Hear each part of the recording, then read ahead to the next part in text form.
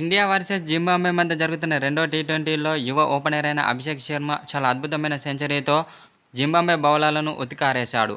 కేవలం 47 బంతుల్లో సెంచరీ చేసి చాలా అద్భుతమైన ఇన్నింగ్స్ ఆడి టీమిండియాకు భారీ స్కోర్ అందించడంలో కీలక పాత్ర పోషించాడు.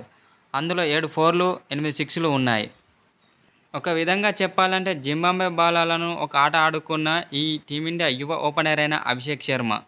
ఒక విధంగా చెప్పాలంటే జింబాబ్వే బౌలర్లకు చుక్కలు చూపించాడనే చెప్పాలి. చాలా అద్భుతమైన ఇన్నింగ్స్ ఆడాడనంటూ అతనిపై ప్రశంసల వర్షం కురిపిస్తున్నాడు టీమిండియా కెప్టెన్ రోహిత్ శర్మ. అలాగే ఈ మ్యాచ్లో చాలా అద్భుతమైన సెంచరీ నమోదు చేశావంటూ అతనిపై ప్రశంసల వర్షం కురిపిస్తున్నారు మాజీ క్రికెటర్లు కూడా. ఇలానే నీ ఆట కంటిన్యూ చేస్తే మాత్రం రాబోయే వరల్డ్ కప్లో నీకు మంచి ఫ్యూచర్ ఉంటుందని అంటూ రోహిత్ శర్మ అన్నాడు.